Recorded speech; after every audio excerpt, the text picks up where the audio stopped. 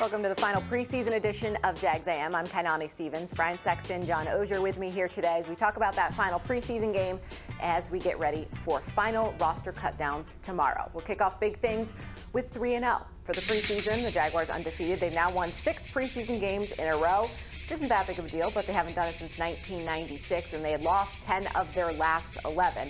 So, Brian, I know preseason doesn't mean a lot, but it is nice to see the team going out there and winning when they're playing a game. Well, you know, we talk about culture all the time. You hear from coaches and players. I mean, this is an example of culture, right? Doing the right thing the right way, executing even a limited game plan, which is all they have in the preseason anyway.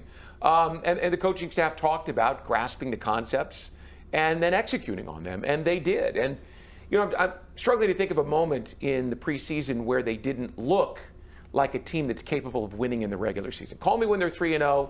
In the regular season, obviously it means that much more.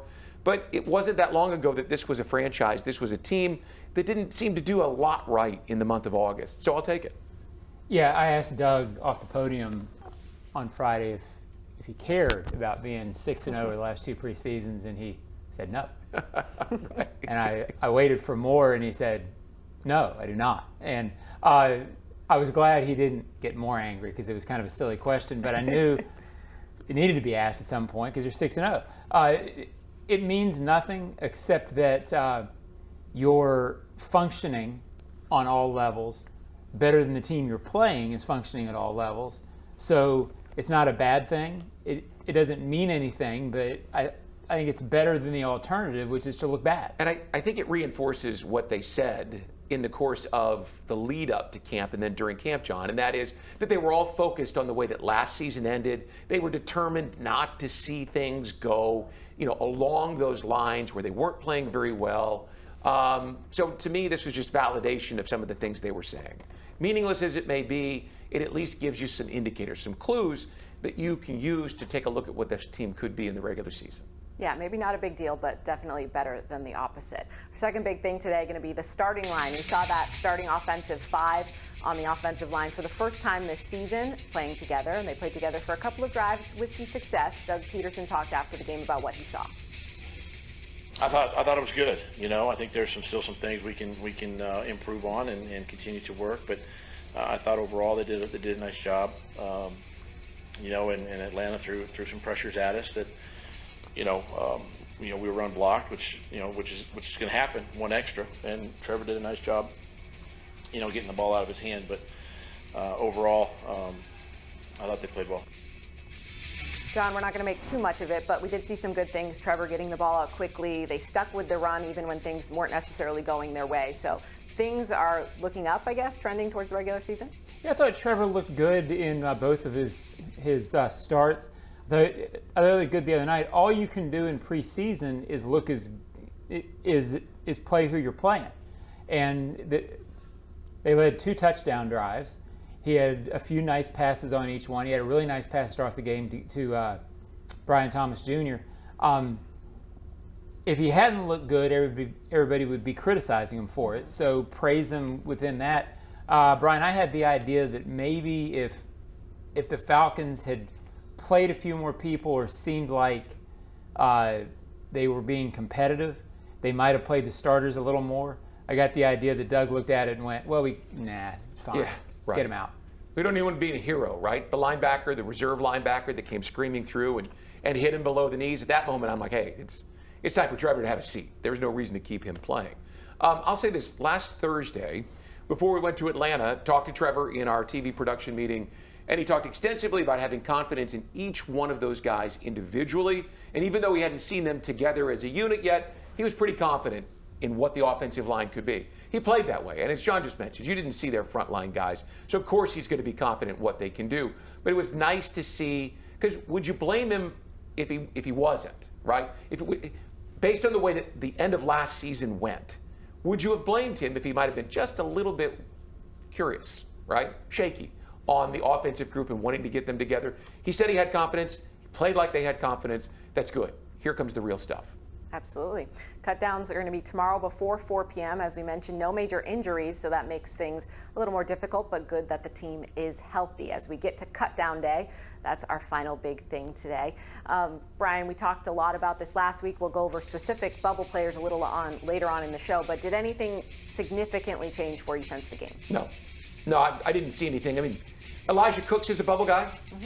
He's different than the other wide receivers. He's 6'5". He's got longer arms. I mean, he's a jump, go get the ball guy, which is different than all the other receivers. He does something distinctly different. Well, he made his case with that catch in the end zone that was contested with a cornerback hanging all over him. So perhaps he's a guy who squeezed his way on. He's helped them in special teams. They know who he is. It's not like the one play changes everything. We'll have to wait and see. Yeah, he's a guy to watch. Not really here either. Cole Van Lanen on the offensive line is a guy. Do you keep 9 or 10? Javon Foster, probably going to play this year, but you got to protect him. There's some decisions like that. But look, realistically, if we're talking about the last 3 or 4 guys on the roster, we are talking about guys who are probably going to be up and down from the practice squad a little bit and fairly interchangeable parts. So I didn't really see anything that stood out on Friday. All right, that's it for our big things. Coming up after the break, we'll go over some of those highlights from the final preseason game of the year.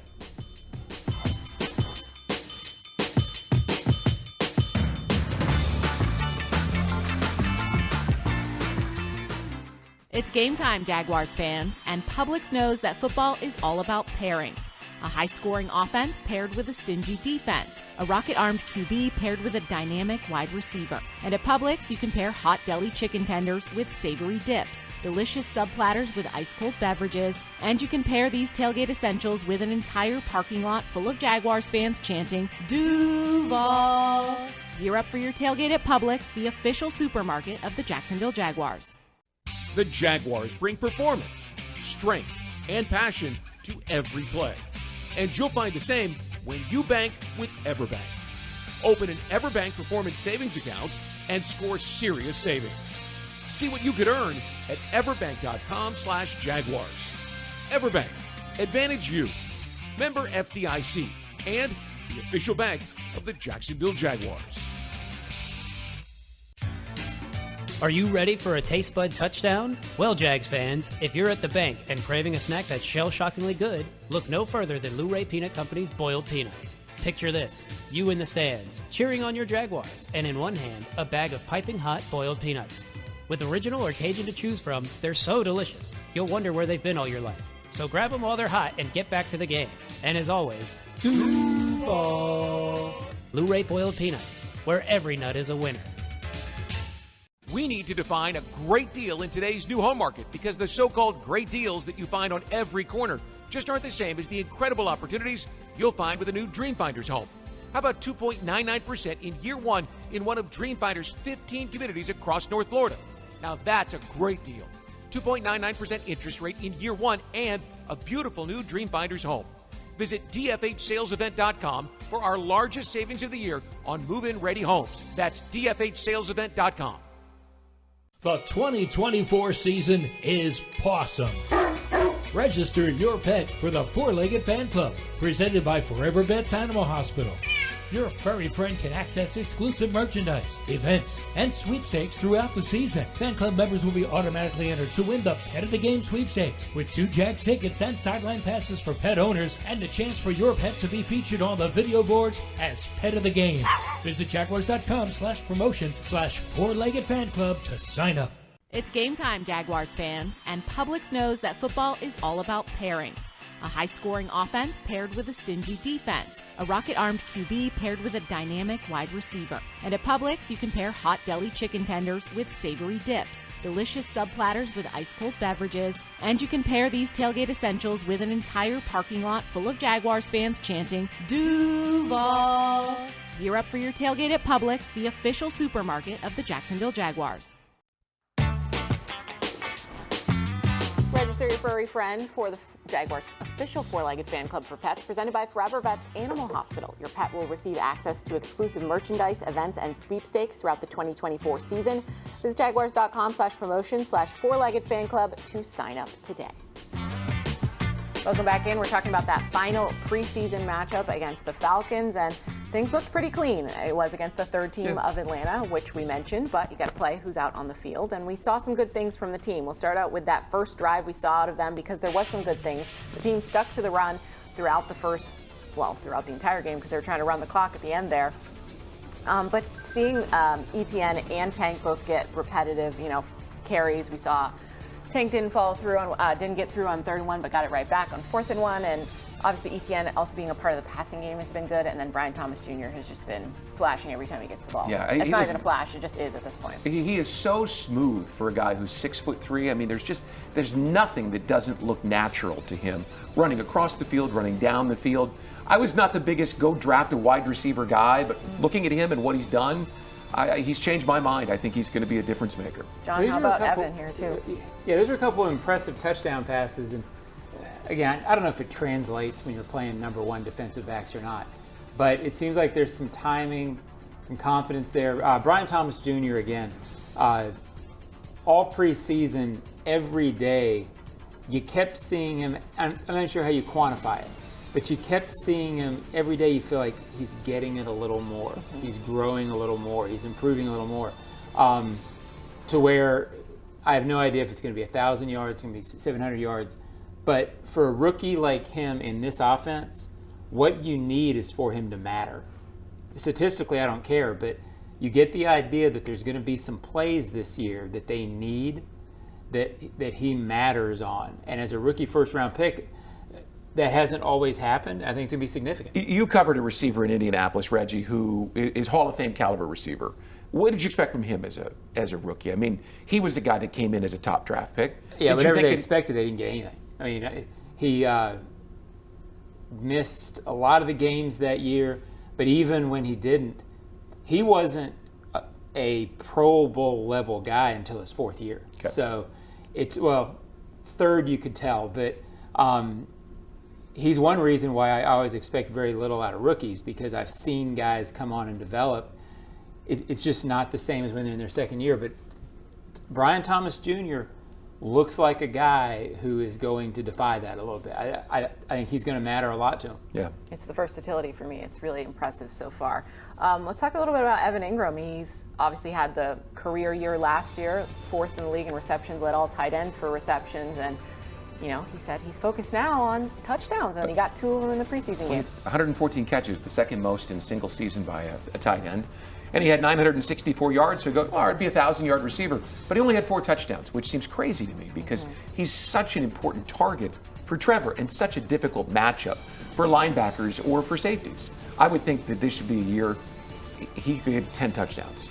Yeah, I hope for Evan's sake that this plays out differently than what I'm going to say.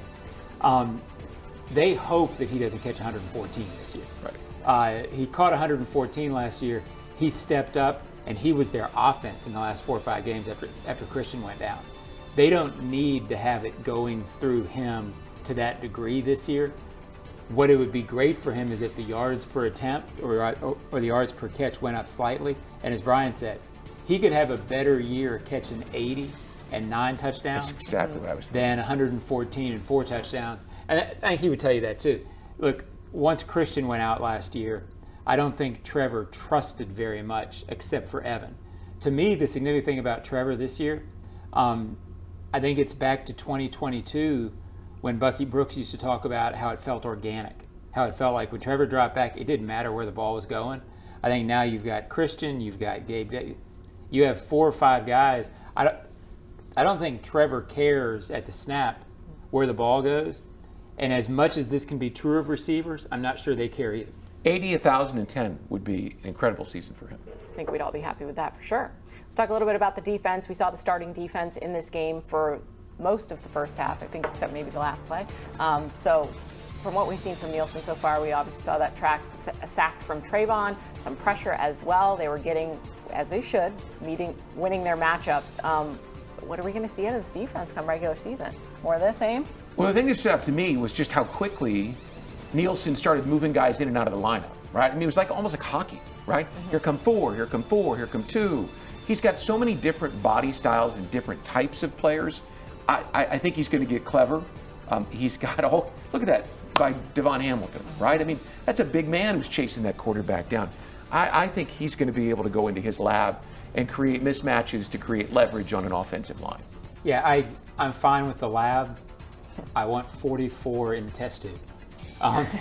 Because I think Trayvon has a feel. When Tomlin called him a wrecking ball last year, Mike Tomlin, that really, it resonated with me because that's how he plays. It's not necessarily that he's going to have these just picture book pass rush moves. I think he has enough pass rush moves to be a dominant force because he is such a physically dominant human being.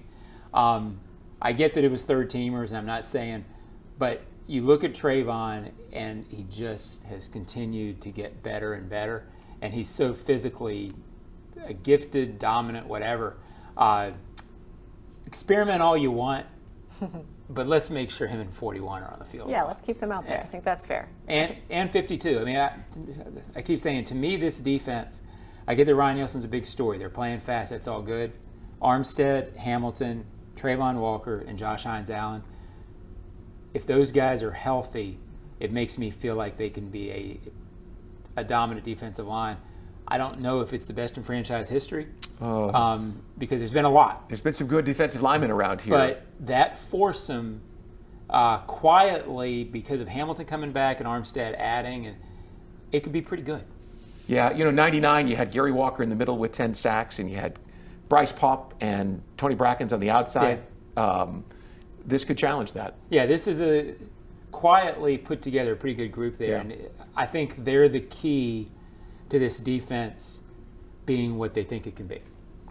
One last highlight we're going to get to, Mac Jones' touchdown throw to Elijah Cooks. We talked about Cooks a little bit off the top. Made that catch, got that touchdown, which is what they want him to do, go up in the end zone and get the ball. But I'm at a point now where is it hurting them now because now people are seeing it on film and he might get picked up somewhere else if he doesn't make the roster, or is it solidified a spot on a roster? That's a great question. I think Elijah Cooks does one thing. I think he does it very well. He goes up and he gets the ball. How many times have you seen him drop a ball that he could catch and run with? It's just, he's I don't mean to slight it. He's a professional football player, but he doesn't have a varied body of work. I think you get him to the practice squad. Yeah, I'd be surprised if that's not the route they take. Again, I think the story here is not as much the guys playing around Mac Jones, but the fact that Mac Jones, when he's in the game, you feel like there's an NFL quarterback in the game. And obviously they're all NFL quarterbacks, they wouldn't be there, but he calms things down, he distributes to the right place. If something happens to Trevor, there is going to be a high confidence level when they see Mac Jones running onto the field, and that's 90% of being a backup quarterback. Do the guys around you believe in you? I think they're going to. Both of them being very smart with the football in this preseason. Haven't seen interceptions from them, so that's been great as well. Love to see clean football. Stay with us here on Jags AM. Coming up after the break, we'll give you our hot takes as we head into the regular season.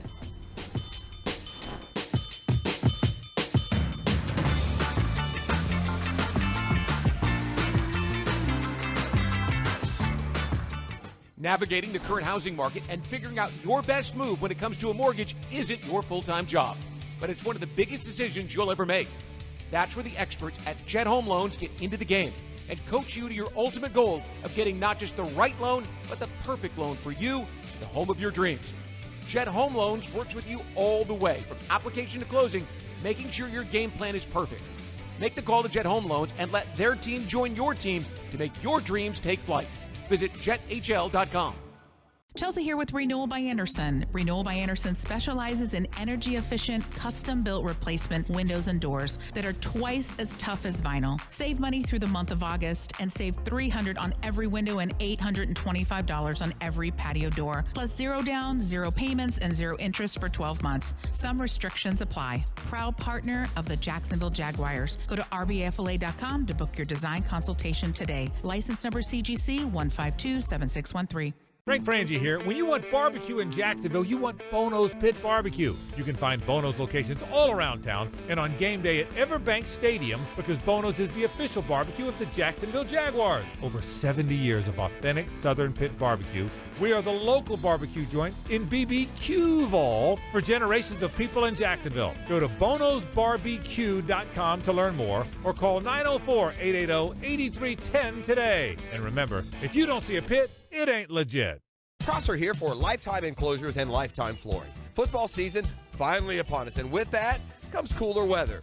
If you've been wanting to upgrade your outdoor living space, you should call the experts at Lifetime Enclosures now.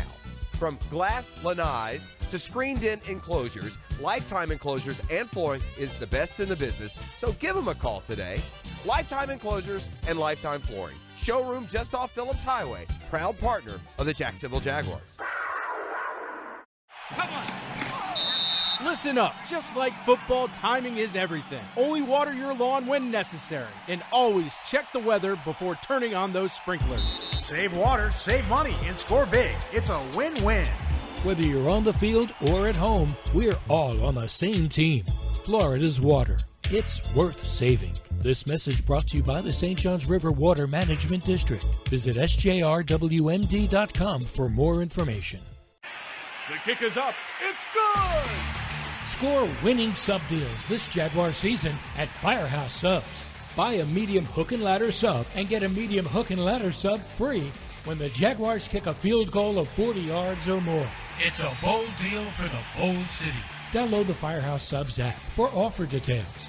Redeemable only at participating Jacksonville and Orlando area restaurants. Only available in the Firehouse Subs app. Stand by. All right, move the freight, move the freight. Magellan Transport voted the coolest office space in Jacksonville. You can apply online at www.magellanlogistics.com. Where me and Evan's chemistry is right now, I feel great about it.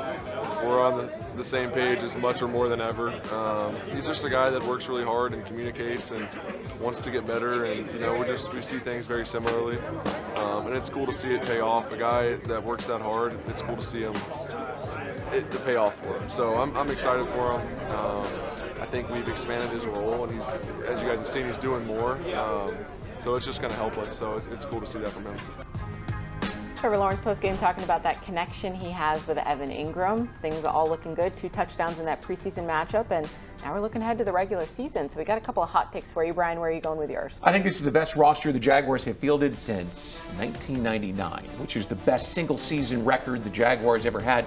14-2, and they hosted the AFC title game. So I'm saying they're better than the 07 team. I'm saying they're better than the 17 team. And they're better because they have a better quarterback than in either of those seasons. Now, 07, you had Fred Taylor and Maurice Jones-Drew, right? But in every other way, you're better. I think you're better up front on both lines. I think you're better. You don't have Rasheed Mathis, but I think Tyson Campbell is a guy who is comparable to Rasheed. Doesn't have the takeaways. I just think that this team is better than 07 in that sense. I think they're more varied. They've got better pass rushers. You don't have Stroud and Henderson, and Stroud was gone by the time we got to November, so it was just Henderson. But I'll give the edge to this team. And then in 17, you don't have a Jalen Ramsey on defense. But I think you match up with your outside guys. I mean, you got the best single-season pass rusher in your franchise's history, and John just talked about what Trayvon gives you, and of course you're better at quarterback. And I'll take ETN and Bigsby. I mean, I'm projecting a little because that was one year that Leonard Fournette was really, really good, but I think you're better at receiver. I think you're better in a whole lot of places. So I think this is the best roster on paper since 1999. Yeah, it'll be very interesting to see if this front that we praised earlier can be as good as that 17 front. I mean, Calais and Dante, it broke up so fast that it was almost like watching a meteor across the sky. And you had Marcel Darius in the middle, but I mean, I think Devon Hamilton, if he's healthy, can be as disruptive. That's sort of that's the plateau to get to. I think this team can do it. And again, to me, that and Trevor Lawrence being better in big situations is the key to the whole season. My hot take is that the depth is real. And that's not that hot a take. We've seen it all preseason. But it takes time when you're building something, which Doug and Trent started building this in 2022. It takes time to get depth. It takes time to get the right guys in positions.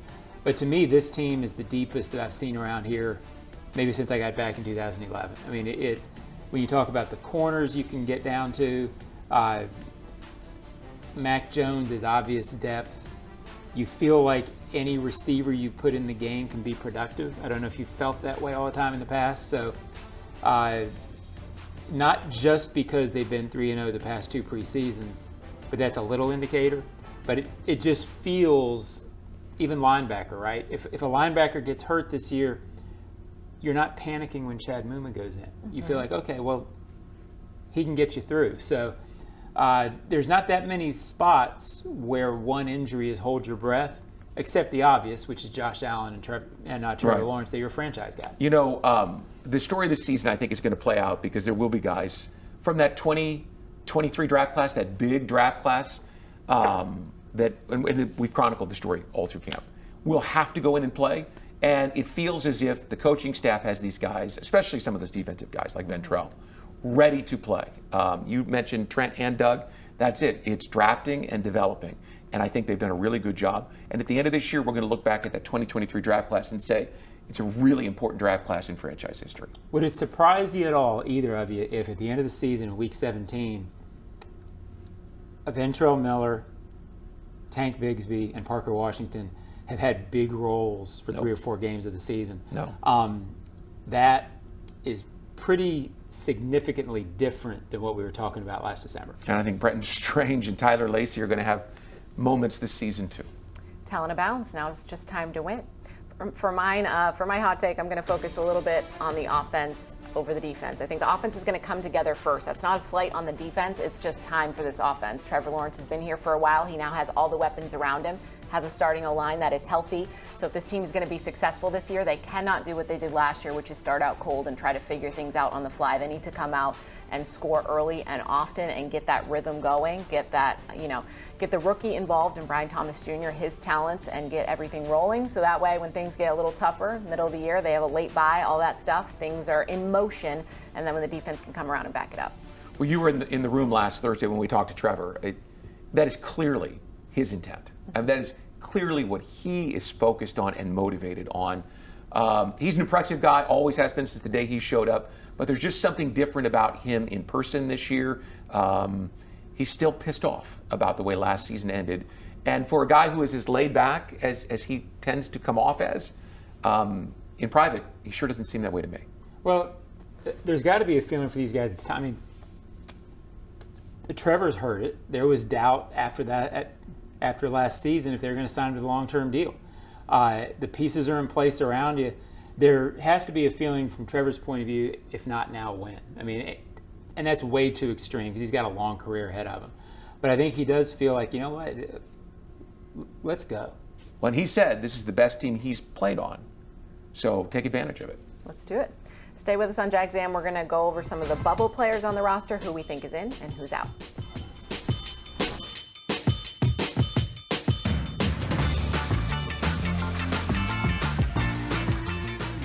Prosser here for Lifetime Enclosures and Lifetime Flooring. Football season finally upon us, and with that comes cooler weather. If you've been wanting to upgrade your outdoor living space, you should call the experts at Lifetime Enclosures now. From glass lanais to screened-in enclosures, Lifetime Enclosures and Flooring is the best in the business, so give them a call today. Lifetime Enclosures and Lifetime Flooring. Showroom just off Phillips Highway, proud partner of the Jacksonville Jaguars. We need to define a great deal in today's new home market because the so-called great deals that you find on every corner just aren't the same as the incredible opportunities you'll find with a new Dreamfinders home. How about 2.99% in year one in one of Dreamfinder's 15 communities across North Florida? Now that's a great deal. 2.99% interest rate in year one and a beautiful new Dreamfinders home. Visit dfhsalesevent.com for our largest savings of the year on move-in ready homes. That's dfhsalesevent.com. It's game time, Jaguars fans, and Publix knows that football is all about pairings. a high-scoring offense paired with a stingy defense, a rocket-armed QB paired with a dynamic wide receiver. And at Publix, you can pair hot deli chicken tenders with savory dips, delicious sub platters with ice-cold beverages, and you can pair these tailgate essentials with an entire parking lot full of Jaguars fans chanting, Duval! Gear up for your tailgate at Publix, the official supermarket of the Jacksonville Jaguars. Calling all junior fire chiefs. Parents, register for your child to win the ultimate Jaguars game day experience. Sponsored by Firehouse Subs, cheering on the Jags from the Firehouse Subs fire truck at Everbank Stadium, flashing the fire truck lights when the Jags score.